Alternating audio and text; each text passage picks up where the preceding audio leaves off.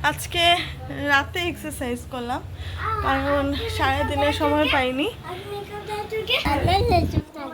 তো এখন রাতেবেলা আমরা এক্সারসাইজ করে জামা কাপড় চেঞ্জ করে নিলাম না মা? হ্যাঁ হ্যাঁ, এখন আমার বেবি বলছে আমাকে ঝাঁসি রানী বানাতে হয়। কি বানাবো? ঝাঁসি রানী বানাবো।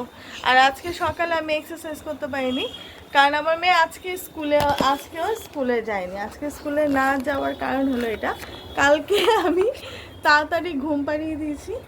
আমি হচ্ছে দিনে ঘুমাইনি, তাড়াতাড়ি ঘুম পাড়িয়ে দিই, তাহলে সারা রাত ঘুমটা ঠিকঠাক হয়ে যাবে, সকালে ওঠার বায়না করবে না। তো ওইটা ভেবে আমি তাড়াতাড়ি ঘুম পাড়িয়েছি। তার ফলে কি হয়েছে যে আমার মেয়ে রাত 2টায় উঠে গেছে। উঠে যাওয়ার পরে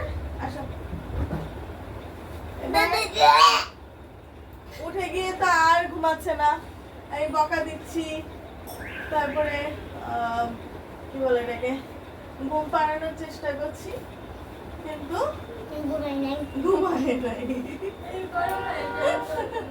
বলছে কিন্তু ঘুমাই নেই।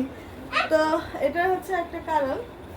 আর আজকে অনেকটা বেশি এক্সারসাইজ করেছি আজকে সকালে আমি, তারপরে দুজনে মিলে ঘুমাতে আমার এবার অনেক বেলা হয়ে গেছে উঠতে, ঘামে মাথা চুলকাচ্ছে। তো এখন ঝাঁসি রানী বানাই, ম্যাডাম এখন ঝাঁসি রানী হবে, তো সেটার জন্য দেখি ঝাঁসি রানী কী করে বানানো যায়। আর আমার ভিডিও যদি ভালো লেগে থাকে তাহলে লাইক কমেন্ট শেয়ার করতে অবশ্যই ভুলবেন না। আর আজকে আমরা অনেকটা ঘুরতে গেছিলাম, সকালবেলা দুপুরবেলা গেছিলাম মাকে নিয়ে। মা এখনও শঙ্করদের ফ্ল্যাট দেখেনি, তো মা আর অর্পাকে নিয়ে গেছিলাম ফ্ল্যাট দেখাতে। তারপর ফ্ল্যাট দেখি, আর যেহেতু মামুনির পা ভালো না, ব্যান্ডেজ খুলবে কয়েকদিন পরে, সেই জন্য গেছিলাম মামুনিকে দেখতে। গিয়ে শুনি উনি পা যেরকম মানে আসলে বেশি ফ্র্যাকচার হয়নি, তো সেটার জন্য যে ব্যান্ডেড করে দিয়েছে সেটা অনেকটা মোটা করে দিয়েছে, যাতে আর বলেছে ডাক্তার যে হাঁটাচলা করতে পারবেন, সব কাজ করতে পারবেন, কোনো অসুবিধা নেই। তো সেই জন্য কী করে এখন আস্তে আস্তে নাকি দোকানে যায়, আস্তে আস্তে নাকি সব কিছু করে। তো শঙ্খ নাকি দেখেও ফেলেছিল যে দোকানে গেছে, এইসব গল্প টল্প করছিলো। তারপর ঘর দোরগুলো একটু গুছাতে হতো কারণ অনেক দিন আমার যাওয়া হয়নি, তো সেই জন্য আমি আমার ঘর দোর সব কিছু গুছিয়ে দিয়ে এসেছি।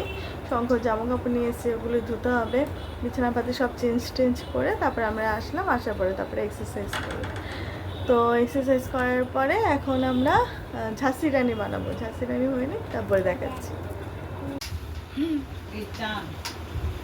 হাফ চাঁদ আমি শাড়ি পরিয়ে দিয়েছি কোনো মতো, হয়েছে দেখো।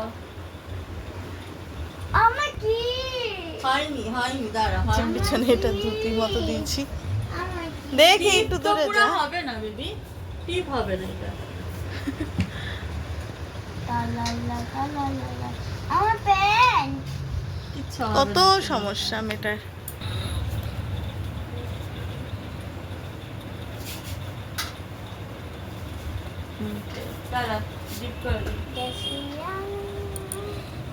দেখি একটু ঘোর আমার দিকে।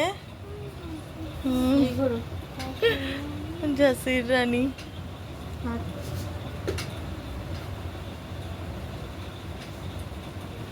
আরে অন্য জায়গায় চলে যায়। ইস আমার বাচ্চা মানে না না গোল করে হাফ চাঁদ পুরা গোল হাফ।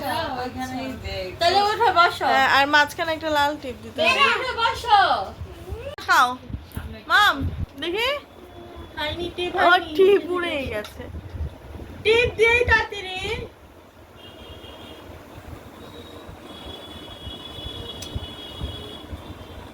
মেকআপ আর্টিস্টটাও পচা তাদের হাতে। আরে মেকআপ আর্টিস্টের মাথা নড়বো, তারপর তো মাথা নড়বো মেকআপ আর্টিস্টের।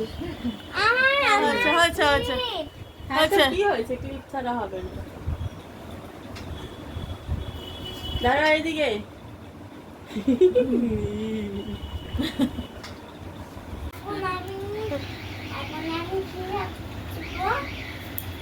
বলো তুমি কি সেজেছ?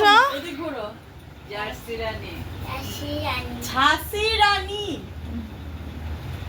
এদিক হয়। আস্তে আস্তে ঝাঁসি রানী এসব গানে নাচে না, পাগল নেই। আমাদের শেকি শেকি উড়িয়ে তো ঝাঁসি রানী এখন আর সাজা শেষ হয় নাই, এখন পড়ছে আলতা, বলে আমার আলতা পরিয়ে দাও। আর নিচে তরোয়াল,